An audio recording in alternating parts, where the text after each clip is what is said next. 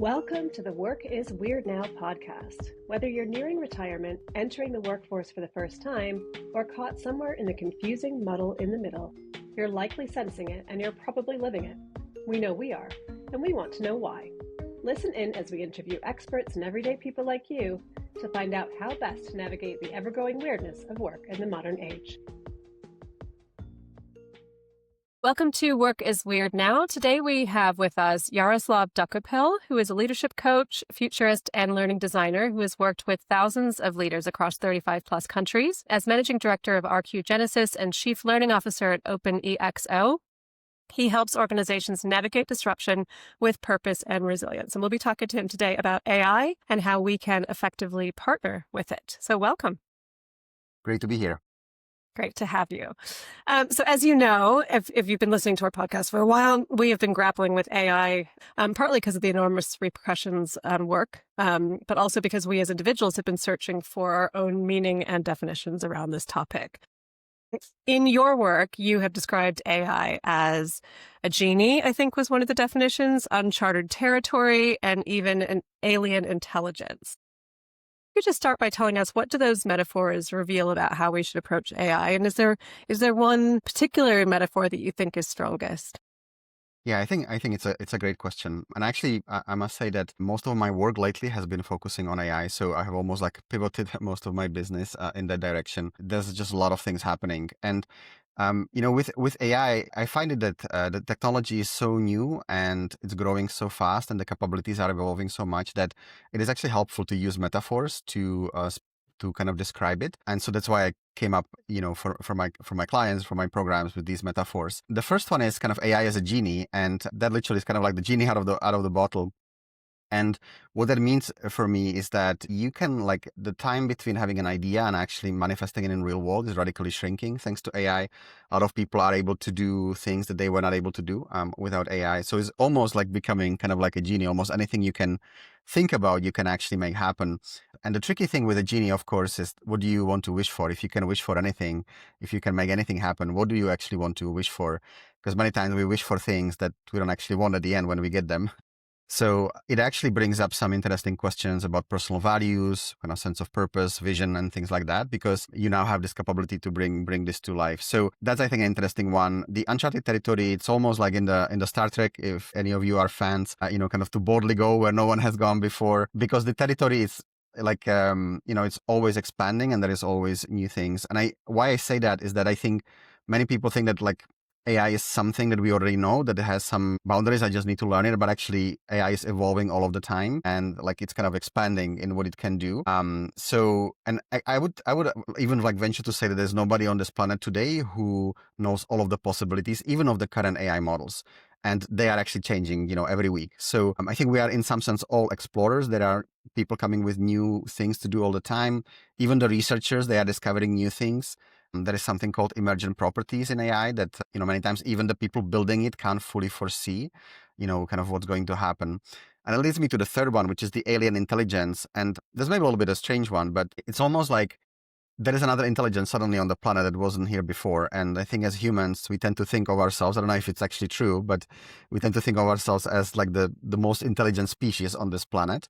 And suddenly there is like another entity, like another intelligence. And I think if an alien intelligence literally landed tomorrow, we would probably pause everything and we would actually like try to discover how to talk to it, how it works, how it thinks differently than us, what we can learn from it, providing it was a benign one.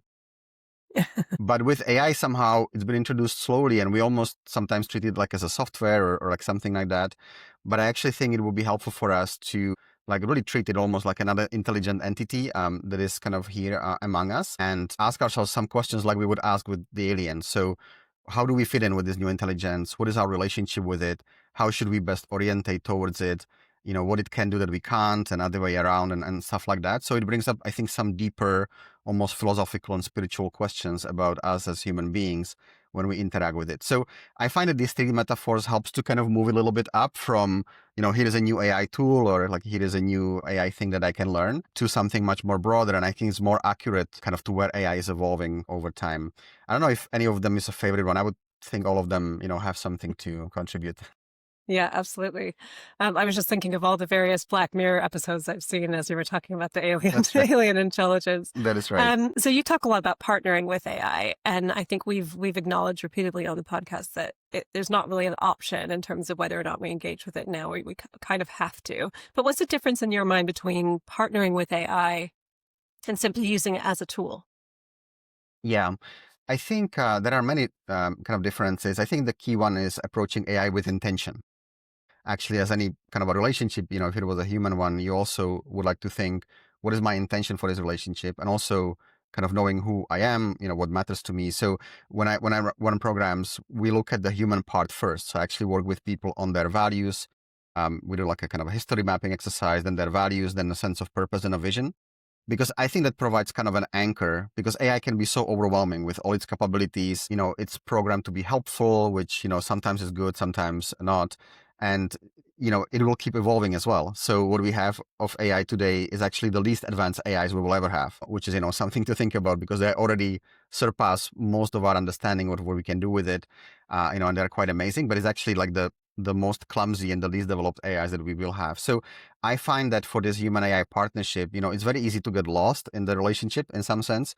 And I think being clear on your kind of the human part is almost like an anchor in the tsunami of change that is happening around. And let me give you an example. So if one of your values is maybe love, or, you value nature, or like these kind of things, then you are like least likely to spend 8 hours closed in a room talking to AI, right? Because you have other things in your life that matter to you. And I find that that should be the boundary that you set first in terms of, what you want to do. And then you invite AI in as an extremely capable partner. But I think if you like start with AI and don't have that clarity on what you want to do, I think sometimes it can be disorienting for people. And there are, quite negative cases actually out there where people just kind of get lost in the relationship. So I just think that it provides like a good boundary. And I do think, on a practical level, I have heard from somebody, but it's almost like relating to AI as a colleague. Like I'm onboarding a colleague rather than I'm installing a software. And I think that's a very useful way, because if I'm onboarding a colleague, I need to give the context. I need to understand how the colleague works, what the colleague is good at, what not, and kind of how to work with it. And I think people have this, let's not anthropomorphize, like people have a danger of that. But I think if you're aware what you're doing, I think it's fine. I still think it's more like constructive to relate to it as, again, like another entity that you are working with, especially as we're going to have more and more AI coworkers, rather than, just like a software tool, because it's very different than a software tool. So I think this relationship is quite key. And in any like healthy relationships, you know who you are, what you're good at, and why you're engaging, and you also know this about the other party. So I think, yeah, that's for me at least so far like a blueprint of how I think we can get the most out of AI without maybe minimizing some of the negative effects. Mhm.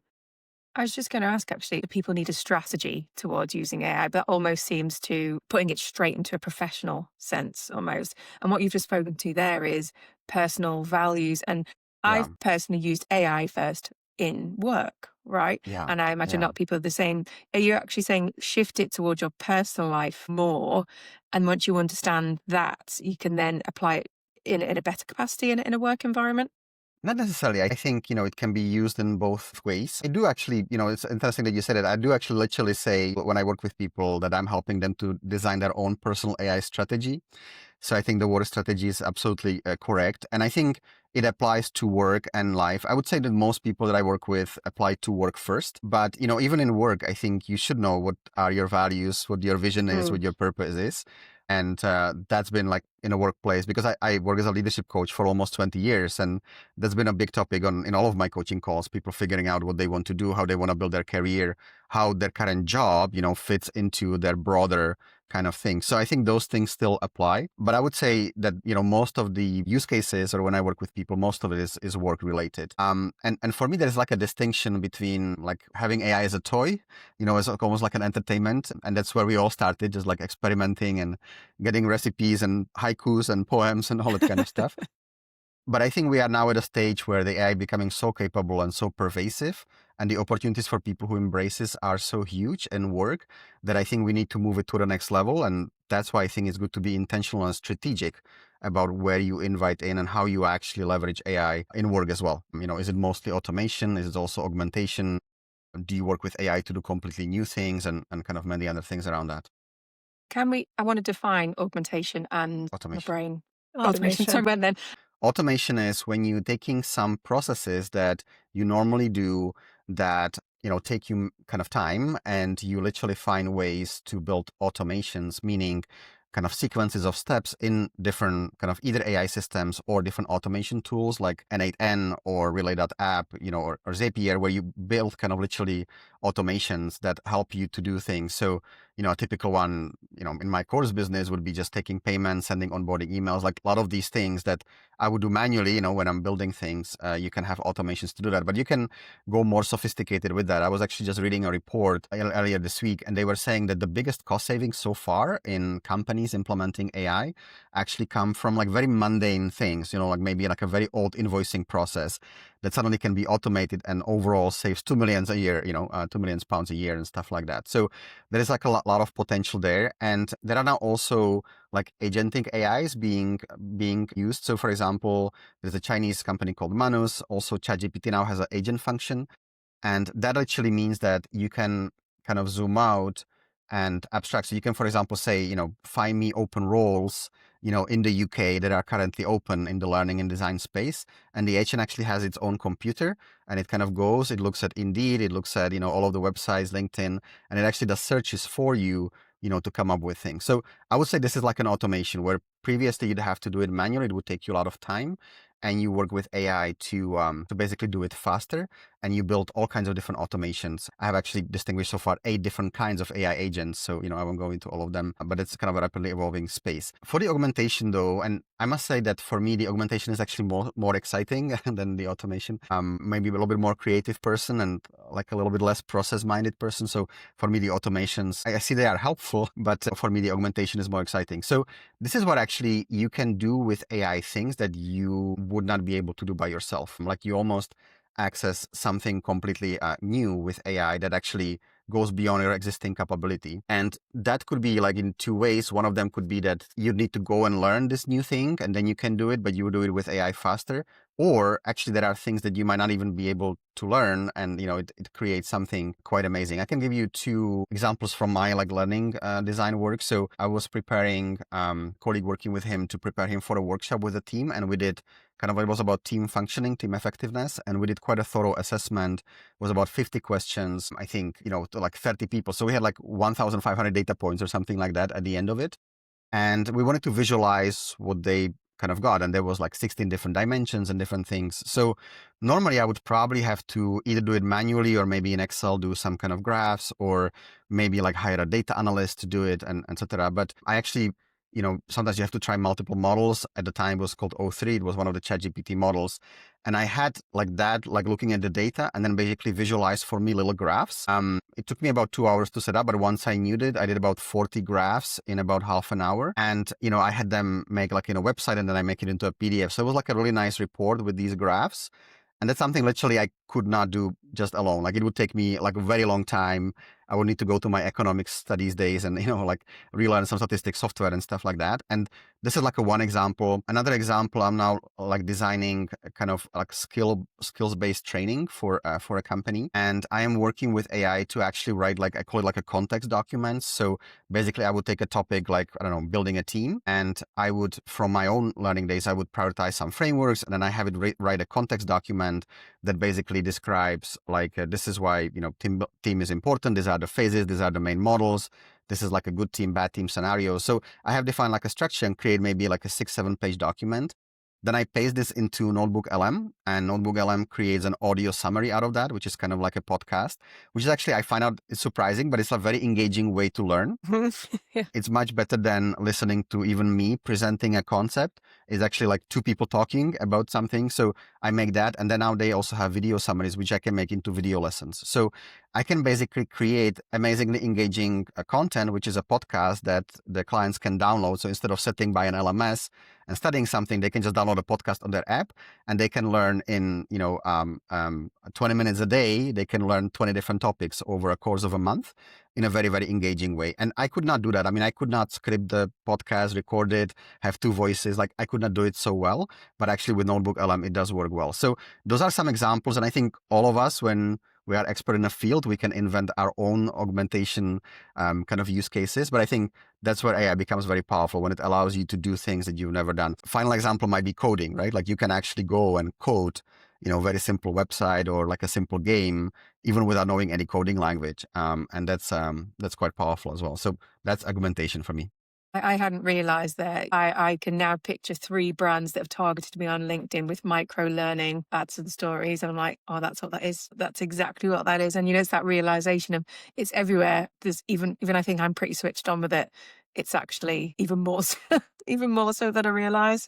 There is like always like farther to go. I have defined actually this kind of a spectrum of AI partnering, and has 5 stages, from, just kind of, for recipes and kind of entertainment, all the way to, we call it like an AI symbiosis, when you actually work with AI for nearly everything in some kind of way. It doesn't mean that AI does everything, but it might mean that you have a new task and you're like, how can AI help me with that? Like that's your first question, instead of just diving in kind of into that. I think what is tricky when I see people learning AI is that on this spectrum, at any point, you can actually have kind of an illusion that you know everything there is to know about AI, because AI is made to be so helpful that even if you put like a very bad prompt, you get an amazing outcome. And you might feel like, yeah, I'm a power user, I'm working with AI. I was on a call last week and somebody said that she deals with organizations, and she would come in and everybody tells her, oh yeah, I'm a power user, and they just use one tool.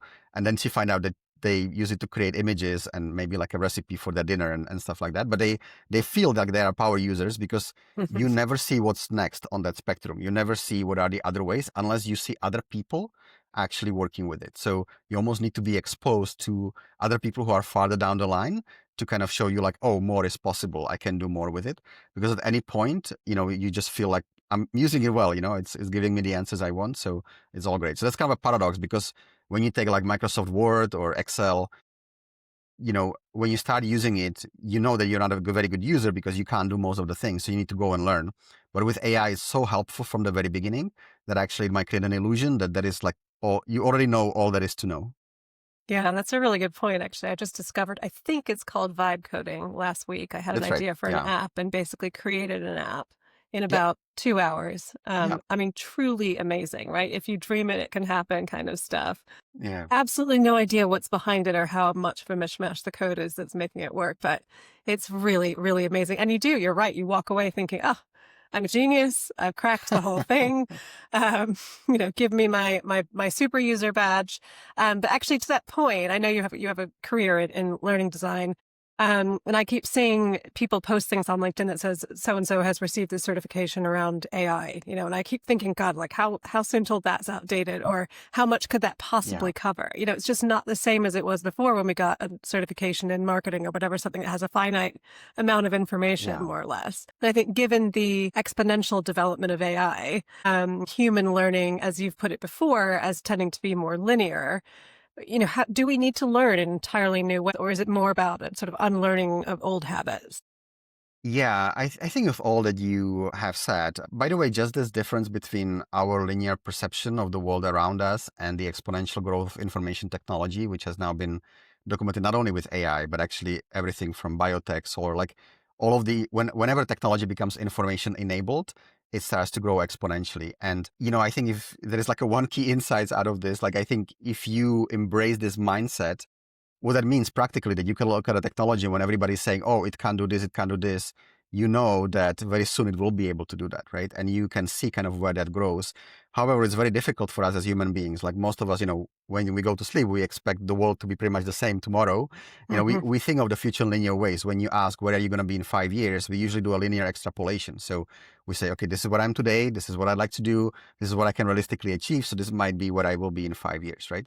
But it does not work with AI and does not work with technology. And some of the predictions in terms of where AI will be are quite wild when you take next 5 years. And I think most of us would not actually predict or think about that. So I think this is quite a key point. If you learn to see the world in exponentials, you'll be kind of quite a unique company in the world. But I think you'll be better prepared for the future because this is what's happening. And there are some interesting books I can recommend around that. Now, in terms of learning, I think the approach, at least I have taken, is that when I was constructing the course that I've designed, I didn't want it to be obsolete like the next month. I actually, while I mentioned some AI tools, I actually more look at the mindset that you need to have when you work with AI. It's almost like helping you to develop mental structures for you to be able to embrace evolving AI as it improves and as it changes. And yes, I do with some tools, but the work that I do is not actually teaching people how to use a specific tool. I think they can find a lot of free tutorials and kind of do that, but I'm teaching them more like how to think about AI. How is AI different maybe from anything we've had before? And therefore, it's almost like installing kind of like mental structures, cognitive structures that can help them to embrace AI as it changes. Even though they might take the course today, maybe in half a year when AI is very different, they still should be able to use some of these frameworks that they have kind of learned. But to your question about learning, I think there is one phenomena that is quite new in terms of learning that I think was never brought before. So it always used to be like, okay, I want to run a marketing campaign, so I need to go on YouTube or I need to buy a course, I need to learn, and then I can do it. But with AI, there is this kind of a just-in-time learning, right? Like just like you when you were coding, or like when you're doing anything, a lot of people now have a voice interface to AI. They have a computer where they're doing the thing, and they have a voice on their phone next to it, and they're saying, "Okay, I want to set up a marketing automation in ConvertKit, or Kit it's now called. It's an email marketing software. How do I do that?" And actually, AI guides you step by step through things as you need them, right? So me having worked in learning for 20 years, one of the big problems is that you take a course and you actually don't need what you've learned until 6 months later. And then you forget most of it, right? So, but with AI, you can literally have a just-in-time learning where you're learning something maybe technical, you're setting something up, or you're crafting a new campaign, or you're both marketing professionals. So anything in marketing, and you can actually have AI with you working in real time as you're building these things, actually teaching you how to use a new tool, how to, kind of do a new thing that you have never done before. So I think we didn't have that. And I have even heard, I don't know if I interpreted correctly, but I have heard that Google actually had kind of like an internal training platform with a lot of different courses, a lot of different topics. And I think they scrapped it. It was like 1,000 different course topics. I think they deleted it, and they're just now teaching people how to work with AI to learn anything in real time. And I think that is a certain shift in learning, also in leadership development. Like that is something that is very different. You don't need to go on a course and learn about how to lead a team. You might be like, I have a team and one person is demotivated. What should I do? And you have a discussion right away in the real time. You get the knowledge and then you go and apply it. So I think it's fundamentally changing the nature of learning. What do you think this means then for education on a whole? Like you say, we can access all these different types of learning courses. Yeah, we're marketers, and that's my first port of call if I'm like, right, I'm setting up a campaign or whatever. But I've immediately went back to, I did a Chartered Institute of Marketing course, God knows, in my 20s, and that feels so irrelevant now. What is your perception on learning for the younger generations at the moment? Yeah. I think there's two things. Like, I still think it's good to have certain distinctions and expertise. When I said the word distinctions, I actually use it a lot in my programs, even before AI. Think of it like there's actually something called linguistic ontology, which is basically that we construct our world through language. So if you ask me, how are you? And I say, I'm great. I was on a college day, somebody said, I'm fantastic. It was just great. If I compare that to saying I'm miserable, like the next 1-2 minutes of the conversation will be very different. It's almost like if we have something like an intersubjective reality. So I'm a subject, you're a subject, and we create a space between us, just like we do on the podcast. That space lives in language. And the way we use language, if we use it intentionally, strategically, it can help us to shape the space between us. That's, for any leader, like a comm strategy or something like that, the way they communicate change, the way they communicate things, they literally create almost like realities in that way is not fixed, is actually created through language. So if, for example, all the wine that you know is red wine and white wine, which is very similar to me, then I can give you a very expensive red wine and you will not recognize it, because for you, it almost like doesn't exist. Like in your world of wine, you just have two distinctions, red and white. But if you do a sommelier course and you learn about wine, and then I give you the same wine, you might be able to appreciate when it was picked, what is the grapes, like you might be able to value it much, much more. And I think this is actually the meta process of learning. So in life, as we go through life and as we take on things and professionally, personally, we are learning more and more distinctions. We are training our brain to recognize more and more things. It's actually a little bit similar to what a neural network would go through when it's learning, right? Like we are training our own neural network, like our brain is a neural network, and we are training ourselves to be able to know more and more things. So the more distinctions you learn, the better it is. And you can learn them in two ways. One of them is by kind of formal education, which could be courses or just talking to AI and things like that. But the other, maybe even more important things is your firsthand experience, right? When you go and experience things. So you having, I don't know then how long, but 20 years of marketing experience, that's very valuable. You have trained your neural network to, learn a lot about people. Campaign is like the copy, but at the end of the day, you think in your mind about the person, what they are like, what are their pains, how you can help them. You need to use empathy and all these kind of things. So all these things, I think they are very valuable if you use them kind of as a foundation. And then with AI, you can then augment your capability kind of going farther. So I do think that for learning, there is still a value in kind of developing certain expertise. But I think it's also very important to learn how to work with AI very effectively. I think it's going to be a big difference in the future with people who can work with AI very well, like power users, and people who can't. That is maybe until AI can just do pretty much everything. I think that's going to be another shift. But I think in the short term, there is going to be a big difference kind of between that. So I think what you've learned, 20 years ago, and mostly what you've learned throughout your experience, I think that's very valuable. And you can then work with AI to make it richer, to make it fit today's world. A lot of things are changing, but maybe the core understanding of a human being and what it means to know who they are, what they care about, and offer them something that they might like, that is actually genuinely useful. That is not like a marketing convincing me to buy something I don't want, but is actually genuinely useful, which I do think should be a foundation of any like kind of well-designed marketing campaign. I think those things will be still there, but you can then combine it with all of the different capabilities that AI now kind of gives you. So in some sense, some things stay the same and some things are changing, and it's maybe knowing which one is which. This is maybe a bit of an existential question.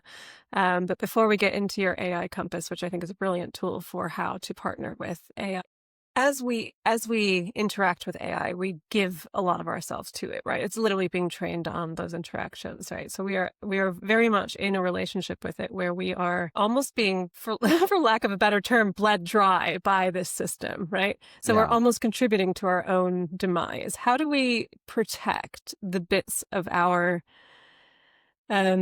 existence that keep us human, that ground us in the present, things like that? So how do we actually ensure that in working with AI, we are remaining as human as possible? Yeah. Well, I think it's a big question. Thank you for raising that, because in some sense, I think when you go online, it seems to be quite black and white. Like some people are saying, oh, AI is this best thing ever and it will change everything, live in utopia. And then the other extreme is like, AI is just completely gonna like replace us, and move us away. It's gonna be very dystopian and all that kind of stuff. And I think just like with anything in life, I think it's probably somewhere in the middle. It will have negative effects, but it will also have positive effects, and they're probably going to be mixed. Like anything you look at in society, in life, like there is always like good things and the bad things about it. And I think in some sense, like the maybe more mature ways just for us to learn to distinguish and maybe steer our own relationship within a certain direction, being aware of some of the dangers. I don't think we can just make it purely positive, and I don't think it's also going to be just purely negative. In some sense, like, yes, some people are saying, we have developed all of this knowledge across human history and people work hard. Somebody would spend 3 years writing a book and then puts it in a book. And now, AI just kind of gobbles that. Some of it is actually illegally, right, in some sense, like it just kind of takes that without any attribution to the author and everything. And then it turns around and says, okay, now with your knowledge that you've given me, humanity, thank you. I'm going to go and replace you. And I think there are some big questions, like we need to learn how to navigate around these kind of things and how to maybe minimize the negative effects and amplify like the good things. With any industrial revolution, I remember when I was studying the first industrial revolution, which started in the UK, like at the very beginning, it was quite dreadful. Like the capitalists, they were like 6-year-old children working 16-hour days until somebody said, and no, actually, we should not have children working and we should only be working more than 8 hours. Like, we need to find some guardrails. Now, from a human perspective, I think that it kind of a little bit comes into, again, like how you relate to it and what is your intent. For example, for me, actually, my primary intent is to like, I have maybe like 2 different things. One of them is to do like quick things. Maybe I want to write an email. Or maybe I'm thinking about something. I have a writer's block. So it's kind of a quick use. I ask something, I get something, I move on. Then there is some kind of a deeper work with AI where you sit down for 2 hours and you actually craft, one of these projects I was describing, you go deeper into that. And then sometimes I have like some existential conversations. Like I was asking AI about the nature of the universe, and I specifically ask it, can you tell me like an insight that you only have about how the universe works that no human has ever formulated? And that was an interesting conversation. My personal principle is that I tend to say to AI things that almost like in a public square, like I would not mind if they leaked somewhere. So I just think it's helpful to be intentional about that relationship. And I think that would then answer a little bit your question, Alice, which is, how do we kind of relate to it in a healthy way? But I think it's not something that you do like once and that's it, because it's almost something you negotiate all of the time. Yeah. And I do think that paradoxically, like, I think we used to think that many things that are there, like, for example, our intelligence or the way we think, like, we used to think that is uniquely human. And now where we can see kind of another entity, like at least imitate it very well, if not kind of do that as well, I think it actually will put into sharper focus the kind of things that are human. And, even if you think about maybe there's going to be some version where AI is pretty much doing everything, but then you will still appreciate having, your flowers from a florist because you know that they do it very well. And maybe, yes, robot can do it, but maybe you still will want certain things from other human beings. And maybe it will somehow actually elevate the things that we usually maybe even don't like about humans, like our messiness and our being structured. Maybe it will elevate it a little bit because it will be like, it's actually kind of cool that you're not like pre-programmed to, be in a certain way. You actually are unpredictable, and maybe we'll actually like that because everything else will be very predictable. If messiness becomes something that everybody wants to have, I will finally come into my own. I've been working on this for 7 years. I think going back to the beginning of this conversation too, around the idea of thinking about it almost as an alien colleague, right? Because yes, it is very capable, it can assimilate into our world, but almost keeping it at that distance. We're not totally sure what its intentions are. We aren't completely sure how it thinks or what it will do if it's given the right information. So just having that sort of emotional separation feels like a good thing to maintain as well. Yeah, I think it's good to like have a little sandbox and put that AI into the sandbox because I think otherwise it can be very overwhelming. As human beings, sometimes we have a tendency to almost like surrender our agency to certain things. In some sense, there is actually it's kind of maybe a little bit of existential book, but it's actually was written in 1941. It's from Eric Fromm. Actually, is a psychoanalyst. I recommend it to people on my course. Actually, as one of the books, but it's called Escape from Freedom. And he was basically just asking, because we went from like feudal order in society where we were kind of submitted to the kings and everything. At the beginning of 20th century, that was overthrown everywhere. And we, there was First World War, and then suddenly we were like, we are free now from all of this historical thing. And then within 20, 30 years, we all submitted to these ideologies like, fascism, communism. And he was just like, what is it about human beings that after all of our history, when we could finally be free and we could actually, have our agency and we could design our lives, why so many people submitted to these bigger systems? And he was looking for what is it in human psychology that makes us do that. And one thing he discovered, and that was kind of his framework, he was saying that for us, actually, it's quite terrifying to have the ultimate responsibility and freedom and agency. We say we want it, but actually we follow a lot what society tells us, what media tells us. Like we are a lot shaped by others. We are kind of herd animals. And it's actually quite scary evolutionary because when we were in a tribe and we did something different than everybody else, we often got killed. So it's actually not an easy psychological skill to develop your own sense of agency and really maintain it, especially when it means you going against what everybody else is saying and things like that. And I think knowing that tendency, I think is perhaps a little bit tricky when we have this omnipresent, omni-capable system next to us because, and I'm not surprised that some people say, well, ChatGPT is God and I, like submit my, it's a little bit scary, but it's not somehow surprising because we are often looking for that kind of a bigger system to be part of. So yeah, I think it's just something tricky to think about as well. Yeah. So I want to touch on your AI Compass when you shared it with me. And it's a really simple tool that shows how, as an individual, you can orient yourself in this landscape of AI. So can you just talk a little bit about how that works? And then is there a sort of favorite subcategory of yours that you tend to lean on more than others? Sure. Excellent. Well, first of all, glad you like it. It's something I've designed for my programs, but I'm very excited when people find value in it. I was actually maybe a little bit of the origin story. So when I was saying I want to help people to partner with AI, I was asking like, how do I do that? Like, what do they need to know to be able to effectively partner with AI? And I realized there are like three things. The first one, they need to understand the AI landscape, like how the models are created, what are the limitations, how it's evolving, like that kind of a confusing world that we get filtered through social media where everything is ending every week, like, game over for this and game over for that. Like just understanding the AI landscape, that's very helpful, and how to effectively prompt AI, how to work with it. So that's one part. The second is understanding the human part. So again, like, values, purpose, vision, and things like that. And the third problem that I discovered was a lack of imagination. So I find like a lot of people actually, they love using it, they're finding it helpful, but when they sit in front of that field and they should type something or in voice, they don't know what to say. I came across a research that a friend of mine did. He spoke about 150 small business owners, and he was looking for what are the barriers to getting more out of AI. They were actually already using AI in their businesses, but he was saying like, what's the biggest barrier? And actually it wasn't like knowledge of the tools. It wasn't, money. It wasn't time. It was lack of imagination. They could not really imagine how that AI tool can actually, how they can actually work with it. And that is on an organizational level, but also on a personal level.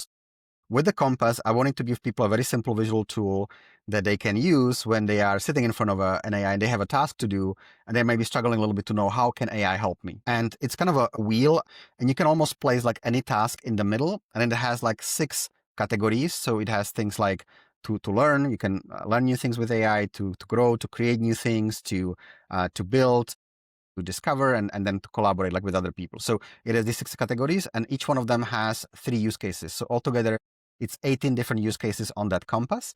And you can literally say, like, I have a marketing campaign. What do I need to learn to be able to do that? Okay, I need to learn about marketing automations. I need to learn about customer personas.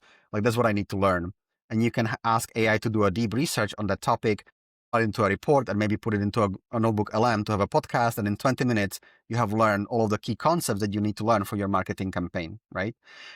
Then for the grow, you might be asking, well, anytime we do something, we usually need to like become another person to be able to succeed. Like if you're starting a business, at the beginning, you're not the person who can make it work. You'll be the person who can make it work at the end, like when you go through that journey. So you can be asking, how do I need to grow? One way that I do that is when I do a coaching call or a group call, I take the transcript, I put it into AI, and I say, this was my intent. This was the group. Can you tell me what I did well and what can I improve next time? And as somebody who has worked as a leadership coach for 20 years and had supervision and things like that, I must say that the kind of feedback I get is really unprecedented. Not that a human could not do it, but I don't think a human would spend the 2 hours to write that detailed report for me. And I can also inquire farther and kind of go, farther into that and things like that. So the quality is amazing. And because it has the transcript, it also knows, like, for example, here it says, here you spoke for 8.5 minutes. Maybe it's not the best in a coaching conversation that you talk so long. And it's very honest. It's very brutal. It doesn't filter it, like brutally in terms of honest. It's really nice actually to hear that kind of a feedback. Love So that. that's Yeah, in that's the, great. Because no one likes listening back to themselves, do they? Like, No. even listening back to the podcast, I'm like, God, and it's purely myself. I need to get out of my own way. But that's phenomenal. I haven't even, that's yeah, genuinely amazing. you could do that for like, you could take this podcast, you could transcribe it, and you can say, how can I be a better podcast host? One thing actually that I did yesterday, just to kind of tell you, I took 5 of your YouTube videos, I put them in Notebook LM and of the podcast, and I basically say, I'm coming onto this podcast tomorrow. I want to speak about AI. Like, tell me, maybe first I ask, like, what is the vibe of this podcast? Like, what kind of things are like, how What is Alice the vibe of this podcast? Tell us. What did it say? What did it say? Tell us. Well, I'm happy to send it to you if you want. I'm happy to send it to you. But it will basically pick up like 6, 7 different things to characterize the podcast and what is the vibe. And then I said, I'm coming on today. I want to speak about AI. What are my like do's and don'ts? What should I do to fit into the vibe of the podcast? How I can create a good experience for Dan and Alice and for the listeners based on this theme? And what should I avoid? Like, what should not, I not be doing? So that's like took 5 minutes, but it gives you a certain amount of preparation kind of for this.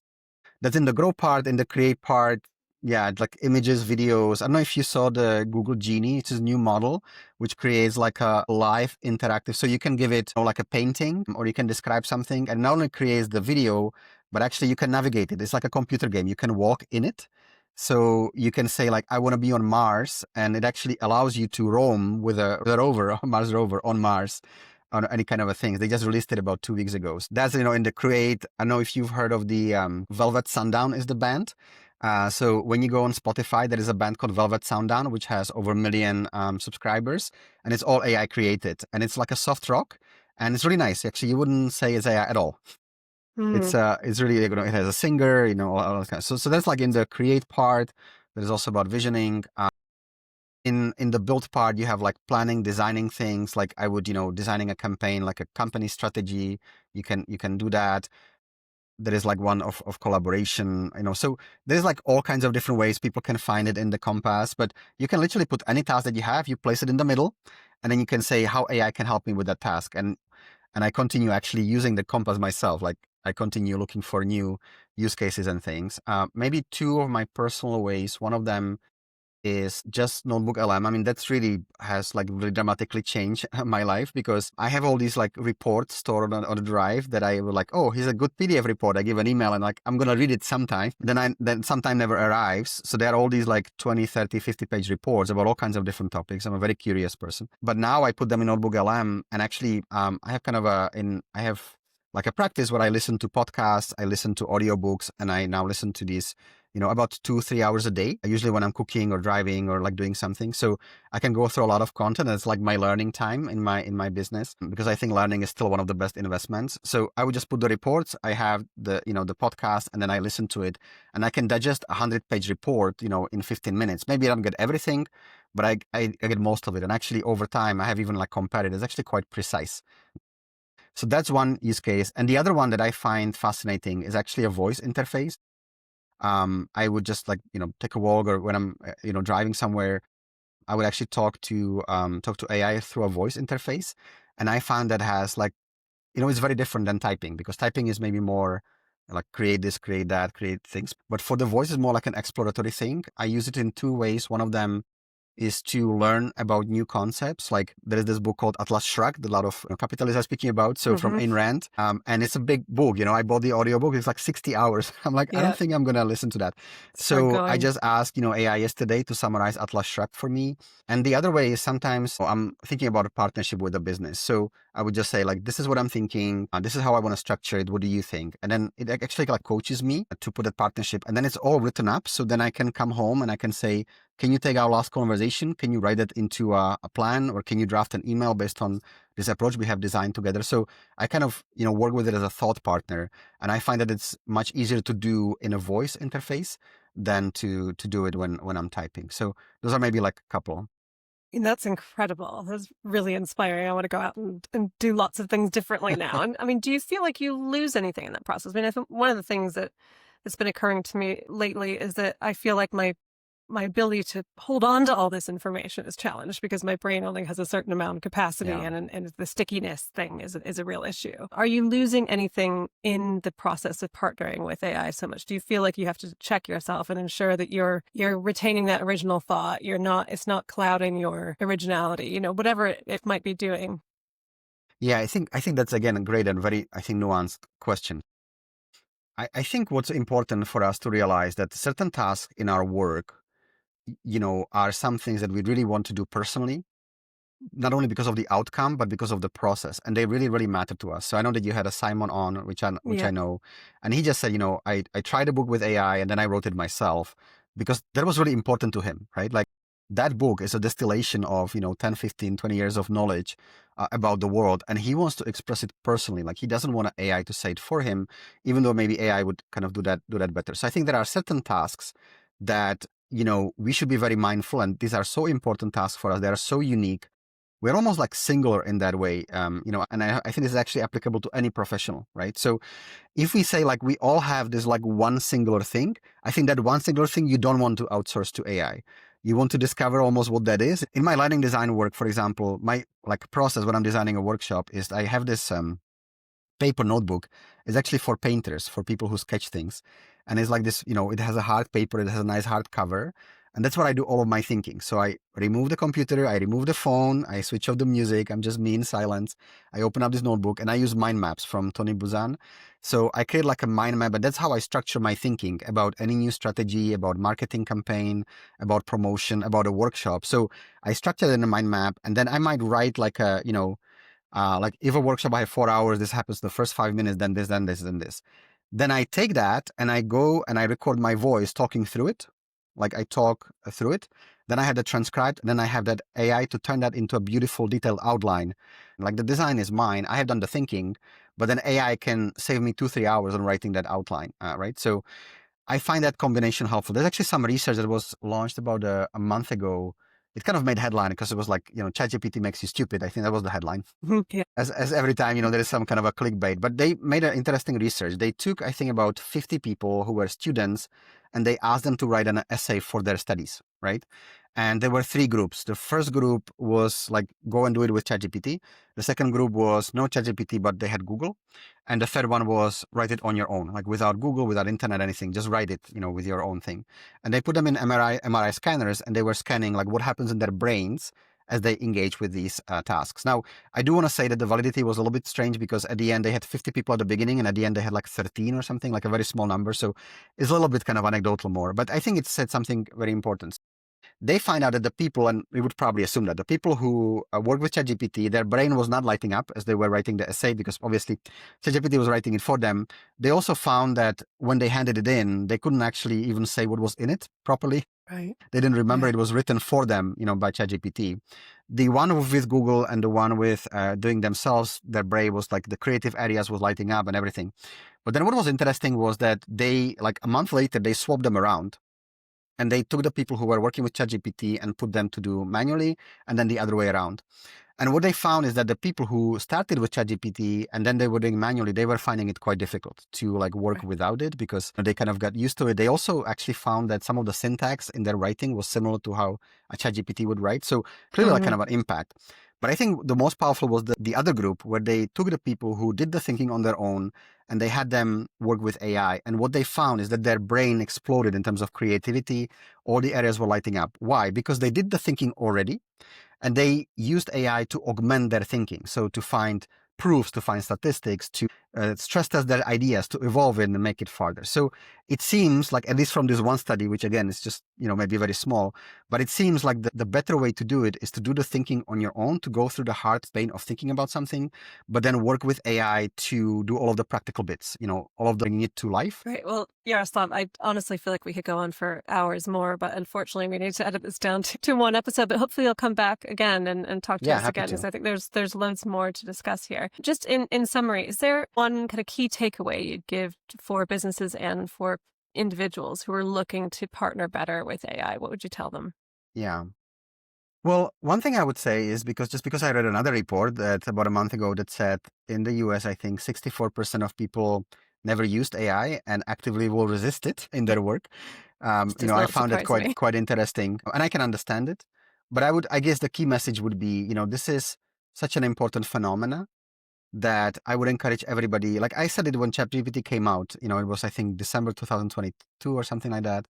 And I said, spend 15 to 30 minutes every day and just talk to it. Like, write, at the time it was very imperfect and stuff, but you need to have that experience to be able to decide. In the same study, they actually find out that when people try AI a few times, it radically flips. They find it very helpful. They become much more open-minded. So it just takes a couple of times to try it. And that kind of a thing. So I think the key message would be like, we're still fairly early into this. And I think developing your own relationship to this phenomena, even if the relationship or the decision might be, I never will want to use it, but don't make it because of media or fears or like something like that. Make it after you talk to it.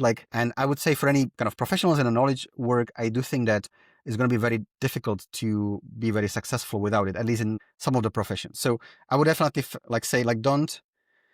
It's an important phenomenon. It's almost like somebody who would say, I never want to use a computer in my work, right? And there are still people who are like that, but I think it makes it harder for you to do most things in modern life, not to use a computer.